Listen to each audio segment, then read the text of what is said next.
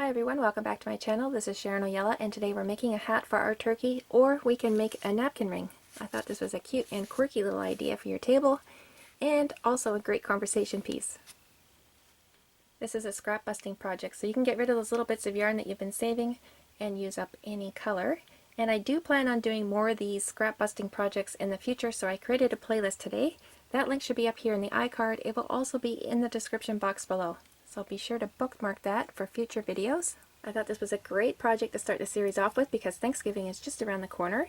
I was actually designing this hat for the little turkey that I released last week. This little pattern is free on my blog and also here on my YouTube channel, and I thought it needed a hat.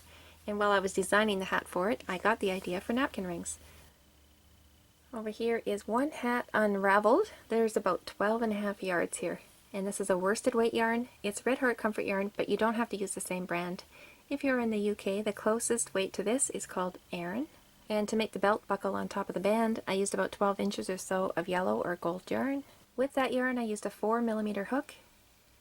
I used a blunt end yarn needle for sewing, and a pair of scissors. To make the band around the hat, I used pieces of felt. You can use any color.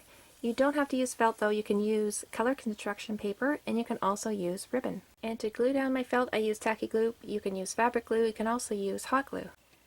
This is an absolute beginner friendly video, so you don't need the written pattern, but if you would prefer a written pattern, that is free on my blog, and that link is popping up here on the screen. It will also be in the description box below.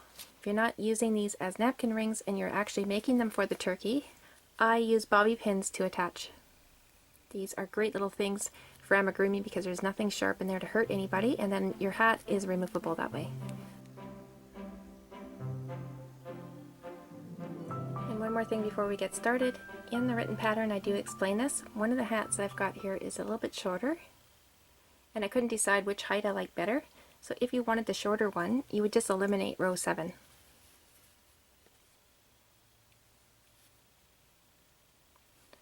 Alright guys, grab your crochet hooks and let's get started. We start at the top of the hat and we work our way down, and the hat is worked in one piece, of course. And row 1 is a loop with 7 single crochet stitches. So I'm going to take the shorter yarn tail and I'm going to wrap it around these 2 fingers twice. Hold the shorter yarn tail between my pinky and my thumb, and the working yarn in between my pinky and my thumb. Now I need to make a slip knot. I'm going to go through those 2 strings. I'm going to grab this yarn in the back and pull it underneath those 2 strings. Now I'm going to grab this yarn again and pull it underneath this loop on my hook. And I've made my slip knot. Now I can take it off my fingers and crochet on. I'm going to put 7 single crochets into this ring. Going through, grab the yarn and pull it through the ring. I have 2 loops. Grab the yarn and pull it through those 2 loops. And there was 1 single crochet. I need to repeat this 6 more times. Going through, grab the yarn, and pull it through the ring.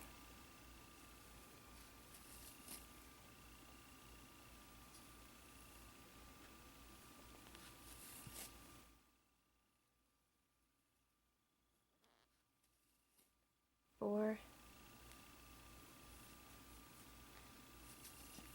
5, 6, and 1 more, 7. There, I put 7 single crochets into that ring, and you can see the stitches going down. They look like V's. There should be 7 of those. Now I need to close up the ring, but first I'm going to take that starting yarn tail out of the 2 strings so it's not tangled up. I'll hold that slip knot with my finger and my thumb, and I'm going to pull on one of these 2 strings and pull up from my finger and my thumb, and that didn't do it, so I'm going to use the other one. I need to close up the ring. Now I need to get rid of this loop, so I'll pull on the shorter yarn tail.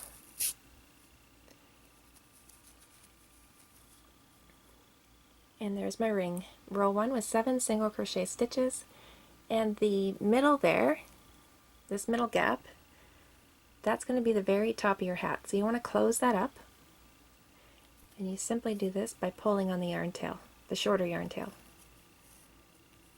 Just give it a little tug, and there, that gap is gone. I can see my stitches. Like I said, they look like bees. underneath this big loop is 1, and there will be 7 of these going around, and the last one is in front of this shorter yarn tail. Each stitch has 2 loops in it. When you go through, make sure you're going through both those loops. So you go underneath both those loops.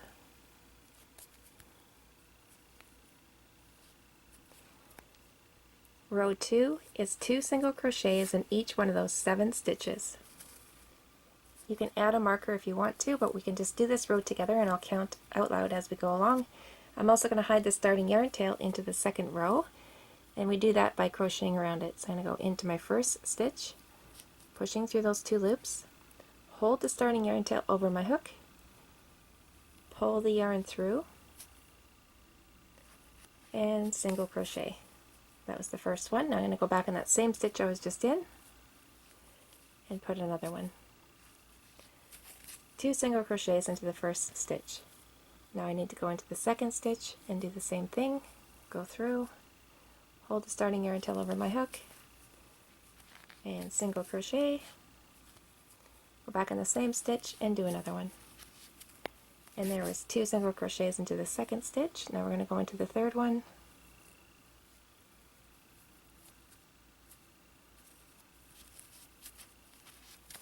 One, and back in, 2, going into the fourth,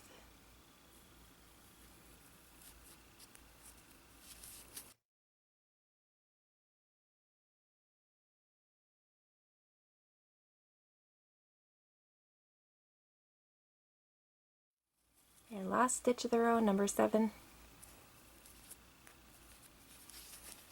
1 and 2. Whoops. There, we finished row 2, and now we have 14 stitches around. We can cut free from that starting yarn tail. Make sure not to cut any of your working yarn. I always add a marker at the end of row 2, and I'm going to use a piece of yarn of a different color. I'm just going to go through that last stitch I just put in. This is marking off the last stitch of the row, and you move this marker every time you finish a row. Row 3 is working in the back loops only. Each stitch has 2 loops, like I said. The front loop is the one closest to you, and the back loop is the one furthest from you. We're going to be working in that back loop for this entire row. When you land on this marker, you should be putting a single crochet into the back loop. 1 single crochet in each one of those 14 back loops.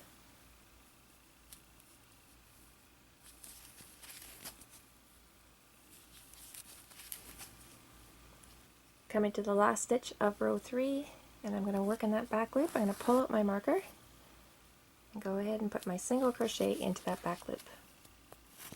And we're finished row 3, and you can see the piece is starting to fold up on itself. You need to stop and turn it right side, otherwise will be working inside out. So just push from the middle, push it inward towards you. And we're working on the right side again. Move the marker.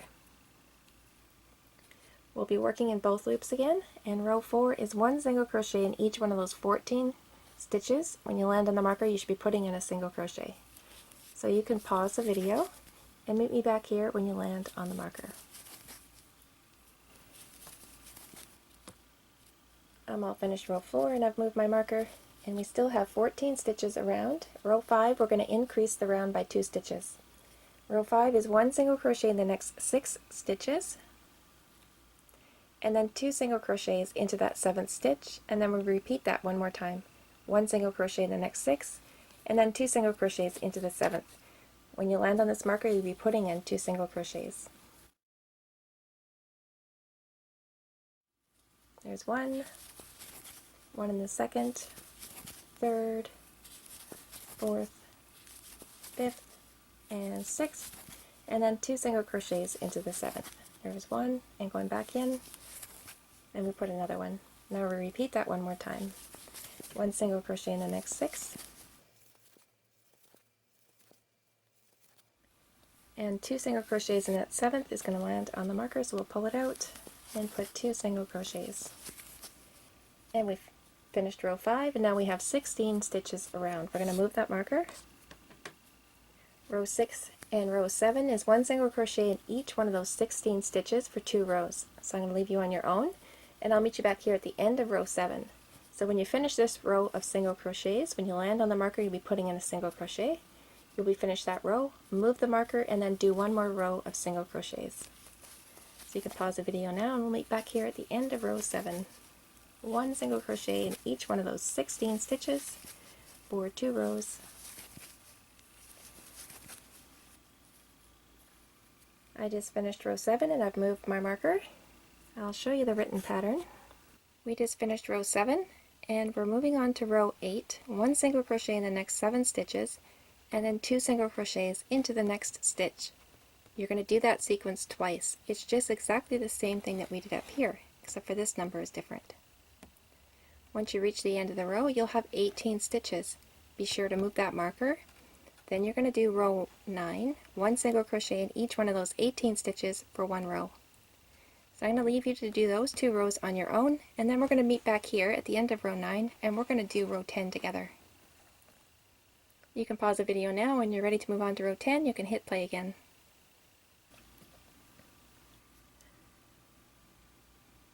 Welcome back. We're ready to move on to row 10.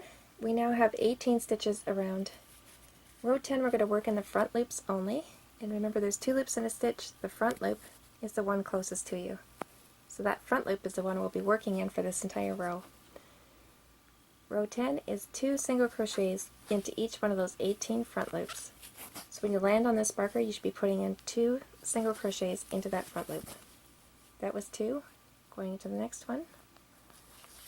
1 single crochet, and then another one in the same loop. All finished row 10, and now we have 36 stitches around. We increase this row by 18 stitches. Row 11 is 1 single crochet in each one of those 36 stitches for 1 row. And we're going to be working in both loops again. When you land on the marker, you should be putting in a single crochet. I just made it around. I don't need to move my marker because we are now done. Now we just need to slip stitch the next stitch and finish off. And slip stitching, you just go through the next one like you normally would. Grab that yarn and pull it through. Instead of yarning over, just pull the first loop through the second loop. And there, we're done. Now we're going to finish off, leave a little bit of a tail that we can weave into the hat. We're going to pull that yarn tail through this loop. Get it down to about here and then pull tight. Now we need to get rid of this yarn tail. You can't cut it here because it'll eventually work free and then you'll have a mess of your little hat. So we're going to thread the yarn and just bend it over and push the bend through. Makes it a bit easier for threading. And now we're going to carry this yarn tail up to the top of the hat, and at the same time as getting rid of this yarn tail, we're also going to make sure that the top of the hat stays flat. I'm going to turn it over and I'm going to go through one of those loops inside. Pull it through. And now bring your yarn needle out the top of the hat. And pull this yarn tail. If anything is sticking up here, where that yarn tail is coming out of, pull on it slightly just to even it out. Okay, I'm going to go back through. I came out here, I'm going to wrap over a row, and I'm going to bring my yarn needle out on the side. I want to knot it off now. And I'm going to pull slightly until the hat comes down into shape. Okay, now I'm going to knot off. I'm just going to wrap around a stitch post, bring it through. Before pulling that loop all the way, just go through it and pull tight. Now I'm just going to bring my yarn needle back into the hat and out through the bottom. And now I'm going to cut it up shorter. I'll leave a little bit of a tail hanging up there. Now we'll make the chain, this little thing here, and when you begin your slip knot, make sure your starting yarn tail is long enough to be used for sewing. We need 2 end tails that are long enough for sewing. So I'm going to make a slip knot. Just going to hold those together and turn, and then grab the working yarn, not the starting yarn tail, and just pull it. And there I have an adjustable slip knot. I put my hook in there. and chain 14. Yarn over and pull through 14 times. 1, 2, 3, 4, and 14. Now I can finish off. I'm going to break free, and like I said, we're going to leave a yarn tail for sewing. Pull that yarn tail through that loop and pull it tight. So where we finished off the hat, that little tiny dip there, we want that to be the back of the hat. So I'm going to sew the chain in on this side and on this side. So that is in the center in the back. So I'm going to bring my yarn needle in between the third and fourth row up from the start of the rim here. So I'm just going to count this row, 1, 2, 3, and 4. So in between those two rows there, and bring it through. And I pulled the chain right up to the side there, you can see. If I pulled any harder, I'd be pulling the chain through that little hole. So now I want to sew the chain all the way down. So I'm going to go back in. Actually, I can see the start of the chain there. Pull it back out a bit. Okay, I'm going to go back in and push my yarn needle through and then through the chain itself on the inside. Now I'm going to go through the chain and back out through the hat. I'm going to do this one more time, going through right here where the rim starts and through the chain.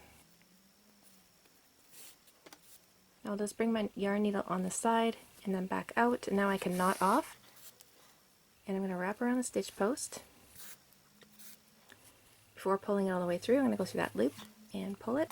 Now it's knotted off. I'm going to get rid of this yarn tail by bringing it through again, through the hat, and I'll go underneath the chain so it holds that yarn tail inside the hat, up against the wall of the hat. Now I can break free. We just want to make sure this isn't twisted, and we want to go directly across. I'm going to bring my yarn needle in between that third and fourth row,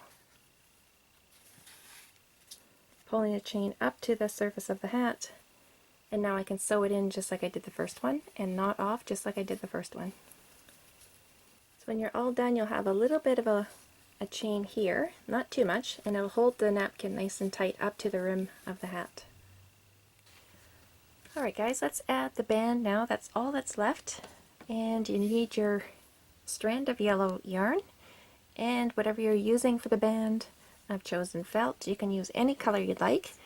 If you're using felt, you need really sharp scissors for cutting, otherwise it just becomes a real frustration. And I don't measure, it's less than ½ inch, a little bit better than 1/4 inch wide. Okay, and I just want this to overlap in the back a little bit because I'm going to be gluing just a little bit there, about a 1/4 inch overlap. If you're using hot glue to do the ends here, you could do that now before you put the buckle. I found with this wet glue, I'm going to be using a tacky glue. I put the buckle in first, otherwise it just comes apart. If I'm using the napkin ring, of course I want my buckle centered. Okay, I'm going to bring the yarn through from the inside to the outside. Leave a little bit of a tail hanging inside there. I'm going to wrap over the belt, go back in, and bring the yarn needle through. And I want to pull this snug enough to bring everything into place, but not so hard it alters the shape. Okay, I'm going to come up to the other corner, wrapping over, working gently. And the neatest way I've found to do this is just come on the outside. Okay, and then going on the other side, just on the outside, bring it through, and again, working gently, pull it into place.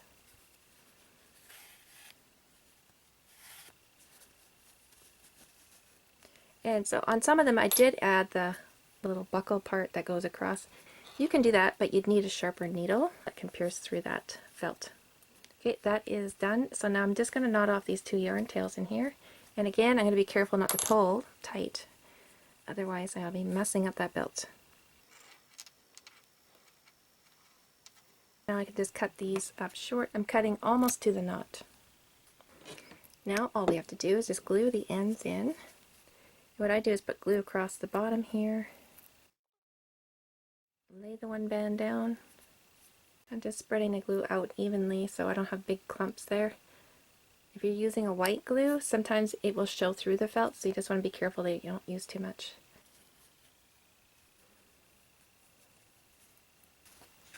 Okay guys, I'm going to show you real quick how I wrap the napkin. And I don't have any yellow napkins on hand, but I do have yellow tissue paper, so I'm going to use that just to show you. I thought it looked like a beak, so I haven't done it yet. I want to cover it up with the yellow and see how that looks when we're all done. So I'm using Scott towels actually. I'm going to fold this down here, fold that down there, creates like a little beak, and then wrap one half over and the other half over. Okay, I'm going to cover it up with this yellow, and then I'll place my turkey hat over top. So exciting. And we have a little beak. Alright guys, that brings us to the end of this video. I hope you found it helpful, and if you did find it helpful, please give the video a thumbs up. I'd sure appreciate that. And if you did make a little turkey hat, I'd love to see it. Post pictures on my Facebook page, Amigurumi Freely, or tag me on Instagram. Both those links are in the description box below. Thanks so much for watching, and we'll see you super soon.